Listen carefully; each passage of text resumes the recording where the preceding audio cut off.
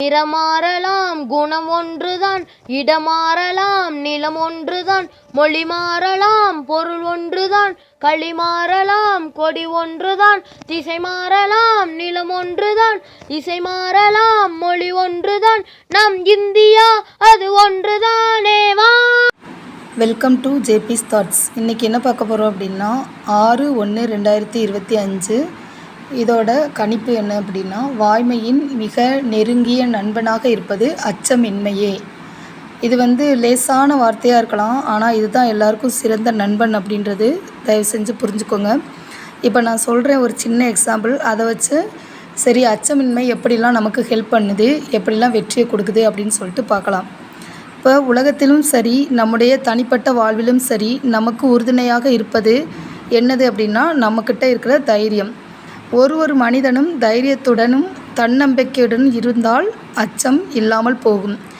அப்போ தைரியத்துடனும் தன்னம்பிக்கையோடு இருக்கிறதுக்கு எப்படி இந்த அச்சம் இல்லாமல் போகும் அப்படின்னு சொல்லிட்டு கேட்டோம் அப்படின்னா, நம்மளுடைய வேலைகளையும் நம்மளுடைய சரியான கணிப்பு, அதாவது கடமைகளையும் கரெக்டாக செய்யும்போது, சரியாக செய்யும்போது, எந்த பிசுறு இல்லாமல் செய்யும்போது நமக்கு எந்த ஒரு பய உணர்வும் வராது. அப்படி இருக்கும்போது அதிகமான தன்னம்பிக்கை கொடுக்கும். அந்த தன்னம்பிக்கை நமக்கு வெற்றியை கொடுக்கும், பயம் இருக்காது. ஒரு படிக்கிற பிள்ளைகளாக இருந்தால் அப்படின்னாங்க, இப்போ படிக்கிற ஸ்கூல் ஸ்டூடெண்ட்ஸ் இருக்கிறாங்கன்னு வச்சுக்கோங்களேன், அவங்க நல்லபடியாக அவங்களோட கடமைகளை நல்லபடியாக படிச்சுட்டு எந்த ஒரு பெண்டிங் இல்லாமல் கரெக்டாக வச்சுட்டு போனாங்க அப்படின்னா அவங்களுக்குள்ள ஒரு நம்பிக்கை வரும், டீச்சர்ஸை பார்த்து பயம் வராது. ஸோ ஒரு வேலையை சரியாக ஒரு சூப்பர்வைசர் சொல்லி அவங்க ஒர்க் பண்ணுறாங்க அப்படின்போது கரெக்டாக செய்யும்போது அந்த ஒரு பயம் வராது. இப்படி தான் நம்மளுடைய அச்சமின்மை இருக்கும். இதில் நான் ஃபீல் பண்ணதை தான் சொல்லியிருக்கிறேன். நம்ம சரியான முறையில் சரியான வேலைகளையோ சரியான படிப்புகளையோ கரெக்டான விதத்தில் எல்லா ஒர்க்கும் கம்ப்ளீட்டடாக முடித்தோம்னா, பிசுறு இல்லாமல் முடித்தோம்னா, நமக்குள்ள தைரியமே நம்மளுக்கு யாரையுமே பார்த்து பயம் வராது. அந்த மாதிரி ஒரு பயம் வராத ஒரு தன்மையை நமக்கு டெவலப் பண்ணுறது தான் நம்மளோட பெஸ்ட்டு ஃப்ரெண்டு அப்படின்னு சொல்லிட்டு நான் சொல்லுவேன். இது என்னோடய எக்ஸ்பீரியன்ஸில் நான் சொல்கிறேன். நம்ம பெஸ்ட்டு ஃப்ரெண்டு அப்படின்னா நமக்கு எல்லா விதத்துலேயும் சப்போர்ட் பண்ணுவாங்க அப்படின்னு சொல்லுவோம். இந்த சப்போர்ட் நம்மக்கிட்ட இருந்து வரணும். ஒரு மனிதனும் அதை டெவலப் பண்ணிங்க அப்படின்னாலே போதும். ஓகேங்களா? ஸோ இந்த சின்ன ஒரு பதிவோடு நான் 6ஆம் தேதியை கம்ப்ளீட் பண்ணிக்கிறேன். இன்றைக்கி 7ஆம் தேதி, நேற்று போட முடியலை, அதனால தான் நான் இன்றைக்கி போடுறேன். ஓகே, நெக்ஸ்ட்டு 7ஆம் தேதி என்னது வருதுன்னு சொல்லிட்டு பார்க்கலாம்.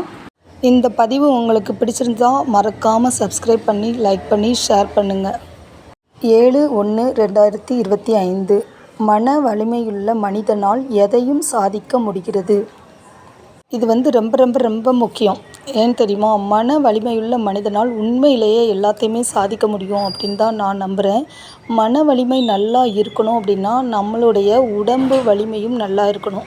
நமக்கு உடம்பு நல்லா இல்லை அப்படின்போது மன வலிமையில் வீக்கம் வந்துடும், அதாவது கஷ்டம் வந்துடும். உடம்பே நல்லா இல்லை அப்படின்னு சொல்லிட்டு ஒரு விதமாக டல்லாகிடுவாங்க. அதனால் எப்போவுமே நம்மளுடைய ஆரோக்கியத்தில் கவனம் செலுத்துங்க. தன்னை போலயே நம்ம மைண்ட் செட்டிங்ஸும் நல்லாயிருக்கும். அதாவது இந்த மைண்ட் செட்டிங்ஸை பொறுத்தளவு நம்ம கன்ஃபியூஸ் ஆகக்கூடாது. எப்போயுமே நான் சொல்கிற ஒரே ஒரு கான்செப்ட் என்ன அப்படின்னா, எந்த ஒரு டெசிஷன் எடுத்தாலும் தீர்க்கமாகவும் கரெக்டாகவும் இருக்கணும். அப்படி இருக்கும்போது அந்த பாதையிலேயே நம்ம போகணும். அதுக்கு தகுந்த மாதிரி நம்மளோட கோல் இருக்கணும்.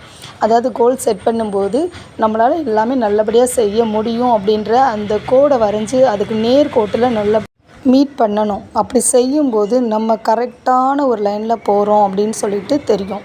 அதனால் நம்ம கோல் செட் பண்ணி அந்த கோல் கரெக்டான பாதையில் போகுதான்னு சொல்லிட்டு அப்பப்போ வாட்ச் பண்ணி மெயின்டைன் பண்ணிக்கிட்டாலே போதும்.